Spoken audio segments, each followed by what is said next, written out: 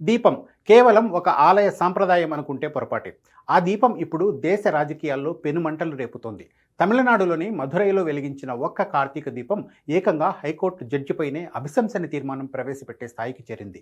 మధురై సమీపంలోని తిరుపరంకుండ్రం ఆలయానికి పక్కనే ఉన్న దర్గాకు మధ్య భూ వివాదం ఎప్పటి నుంచో ఉంది. కానీ ఈసారి కోర్టు జోక్యం చేసుకోవడం, కేంద్ర బలగాల పహారాలో దీపం వెలిగించడం, ఆ తీర్పు ఇచ్చిన జడ్జిని టార్గెట్ చేస్తూ డీఎంకే, కాంగ్రెస్ పార్టీలు పార్లమెంటులో అభిశంసన తీర్మానం ఇవ్వడం, ఇదంతా చూస్తుంటే తమిళనాడు పాలిటిక్స్లో ఏదో పెద్ద యుద్ధమే మొదలైనట్లు కనిపిస్తోంది.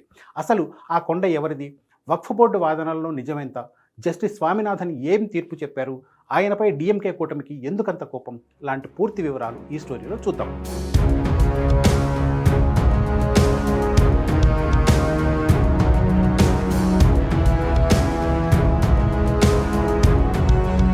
ముందుగా అసలు వివాదం ఎక్కడ మొదలైందో చూద్దాం.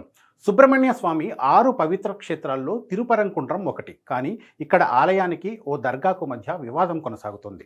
మధురైకి సమీపంలో ఉండే తిరుపరంకుండ్రం కొండపై ప్రసిద్ధ సుబ్రహ్మణ్య స్వామి ఆలయం ఉంది. అదే కొండపై సికిందర్ బాదుషా దర్గా కూడా ఉంది. కార్తీక పౌర్ణమి నాడు కొండపై దీపం వెలిగించడం ఆలయ సాంప్రదాయం. అయితే కొండపై ఉన్న స్థలం తమదని, అక్కడ హిందువులు దీపం వెలిగించడానికి వీల్లేదని దర్గా నిర్వాహకులు కొన్నేళ్లుగా అభ్యంతరం చెప్తున్నారు. ఈ ఏడాది కూడా కార్తీక దీపం వెలిగించేందుకు హిందూ సంఘాలు, భక్తులు ప్రయత్నించగా దర్గా కమిటీ అడ్డుకుంది. శాంతి భద్రతల సమస్య వస్తుందని పోలీసులు కూడా అనుమతి నిరాకరించారు. దీంతో భక్తులు మద్రాస్ హైకోర్టు మదురై బెంచ్ను ఆశ్రయించారు. ఇక్కడే అసలు కథ మొదలైంది.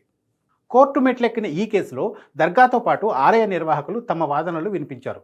ఆ కొండ తమదంటే తమదేనని వాదించుకున్నారు. కోర్టులో విచారణ సందర్భంగా దర్గా తరపు న్యాయవాదులు ఒక సంచలన వాదన వినిపించారు.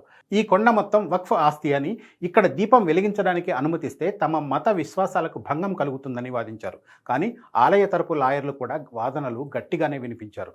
క్రీస్తు పూర్వం నుంచే అక్కడ ఆలయం ఉందని, సంగం కాలం నాటి సాహిత్యంలోనూ శిలా శాసనాల్లోనూ ఈ కొండ ప్రస్తావన ఉందని ఆధారాలు చూపించారు. అంతేకాదు, గతంలో బ్రిటిష్ హయాంలోనూ, స్వాతంత్రం వచ్చిన తర్వాత జరిగిన అనేక సివిల్ కేసుల్లో ఈ భూమి ఆలయానికే చెందుతుందని కోర్టులు తీర్పునిచ్చిన విషయాన్ని గుర్తు చేశారు. వక్ఫ్ బోర్డు చట్టం రాకముందే అక్కడ ఆలయం ఉందని, అలాంటప్పుడు ఆ కొండ వక్ఫ్ ఆస్తి ఎలా అవుతుందని ఆలయ వర్గాలు ప్రశ్నించాయి. వాస్తవానికి ఈ వివాదం ఇప్పటిది కాదు. 100 ఏళ్ల క్రితమే దీనిపై వివాదాలు మొదలయ్యాయి. కోర్టుల వరకు వెళ్ళాయి. అప్పట్లోనే కోర్టులు స్పష్టమైన తీర్పులు చెప్పాయి. 1923లో మధురై సబ్ కోర్టు అప్పట్లోనే విచారణ జరిపి కొండ మొత్తం ఆలయానికి చెందుతుందని, అయితే దర్గా ఉన్న కొంత భాగం మాత్రమే ముస్లింలకు చెందుతుందని తీర్పు చెప్పింది. 1923 నాటి తీర్పును సవాలు చేస్తూ 1931లో కొంతమంది అప్పీలుకు వెళ్లారు. లండన్లోని ప్రివీ కౌన్సిల్, అంటే అప్పట్లో భారతదేశానికి అత్యున్నత న్యాయస్థానం, దీనిపై విచారణ జరిపింది. ఆ తీర్పులో కూడా దర్గా, మసీదు ఉన్న ప్రదేశం, దర్గాకు వెళ్లే మెట్లు, నెల్లితోపు అనే పిలువబడే చిన్న తోట ప్రదేశం తప్ప మిగిలిన కొండ మొత్తం ఆలయ ఆస్తి అని స్పష్టం చేసింది. ప్రస్తుత కార్తీక దీపం వివాదంలో కూడా Madras high court judge justice G R Swaminathan 1931 నాటి తీర్పునే ప్రాతిపదికగా తీసుకున్నారు. దీపం వెలిగించే దీపస్తంభం ఉన్న ప్రదేశం దర్గా పరిధిలోకి రాదని, అది ఆలయానికి చెందిన స్థలమని తీర్పు చెప్పారు. దర్గాకు చెందిన వారు తమకు కేటాయించిన స్థలాన్ని దాటి ఇతర ప్రాంతాలపై హక్కులు కోరలేరని కోర్టు పేర్కొంది. రెవెన్యూ రికార్డుల ప్రకారం దర్గాకు కొండపై కేవలం 33 సెంట్ల భూమిపై మాత్రమే హక్కు ఉందని, మిగిలిన కొండంతా దేవుడి మాన్యమని స్పష్టం చేసింది. అంతేకాదు, కొందరు ఆ కొండను సికిందర్ మలై అని పిలవాలని ప్రయత్నించగా కోర్టు కూడా దానిని తిరస్కరించింది. పురావస్తు శాఖ రికార్డులు, చారిత్రక ఆధారాల ప్రకారం దీని పేరు తిరుపరంకుండ్రం మాత్రమేనని, దీనిని మార్చే హక్కు ఎవరికీ లేదని తేల్చి చెప్పింది. ఇది కేవలం భూ వివాదం కాదని, భక్తుల ప్రాథమిక హక్కు అని జస్టిస్ స్వామినాథన్ తన తీర్పులో స్పష్టం చేశారు. ఎప్పటి నుంచో ఉన్న సాంప్రదాయాన్ని అడ్డుకోవడానికి వీల్లేదని, వెంటనే కొండపై దీపం వెలిగించడానికి అనుమతి ఇవ్వాలని ఆదేశించారు. అయితే తమిళనాడులోని డీఎంకే ప్రభుత్వం, పోలీసులు శాంతి భద్రతల సమస్య సాకుగా చూపి ఆ ఆదేశాలను అమలు చేయడానికి వెనుకాడారు. దీనిపై తీవ్ర ఆగ్రహం వ్యక్తం చేసిన జడ్జి, రాష్ట్ర పోలీసులు విఫలమైతే కేంద్ర బలగాల రక్షణలో దీపం వెలిగించాలని సంచలన ఆదేశాలు జారీ చేశారు. వెంటనే కేంద్రం స్పందించి సిఆర్పీఎఫ్ బలగాలను పంపింది. వారి పహారాలో ఎట్టకేలకు తిరుపరంకుండ్రం కొండపై కార్తీక దీపం వెలిగింది. ఇది డీఎంకే ప్రభుత్వానికి పెద్ద ఎదురుదెబ్బగా మారింది. ఏదైనా కోర్టు తీర్పు చెప్పినప్పుడు ఆ తీర్పు నచ్చకపోతే పైకోర్టుకు వెళ్లడం సహజం. కానీ ఏకంగా తీర్పు చెప్పిన జడ్జిని ఉద్యోగం నుంచి పీకేయాలని కోరడం ఎప్పుడైనా చూసారా? ఇప్పుడు అదే జరుగుతోంది.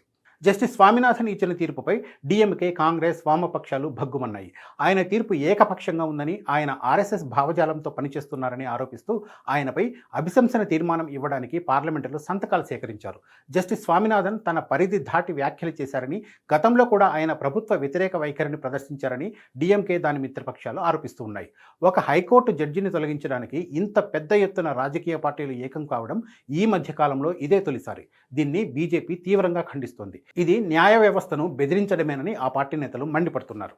సో చూశారుగా, తిరుపరంకుంట్రం గొడవ వెనుక ఉన్న అసలు కథ. ఇక్కడ గమనించాల్సిన విషయం ఏంటంటే, న్యాయస్థానం ఆధారాలను బట్టి తీర్పు చెప్తుంది. ఆ తీర్పు నచ్చకపోతే సుప్రీంకోర్టుకు వెళ్లే స్వేచ్ఛ ఉంది. కానీ తీర్పు నచ్చలేదని ఏకంగా న్యాయమూర్తిపైనే అభిశంసన అస్త్రం ప్రయోగించడం న్యాయ వ్యవస్థ స్వతంత్రతకే ముప్పు అని విమర్శలు వినిపిస్తున్నాయి.